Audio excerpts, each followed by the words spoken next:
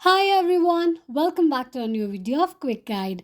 Today in this video, I'm going to show you how you can change your password on Instacart account. Keep watching the video till the end. To change your Instacart password, firstly open your Instacart application. The home page of Instacart application will be displayed on the screen. Tap on three lines at the top left corner of the screen. Scroll down and tap on Account Settings. Click on Account Info. Enter your email address, confirm your email address by re-entering it and then create a new password for your Instacart account. Tap on Change Password. On the next page, enter your current password and a new password as well. Confirm your new password by re-entering it and click on Save. Tap on an eye icon to check if you have entered your password correctly or not.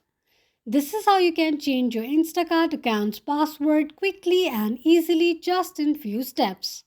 If you have any thoughts or queries, let us know in the comments section. Don't forget to subscribe to our channel.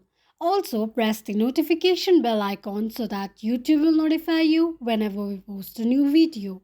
I hope this video was helpful to you. Thank you so much for watching.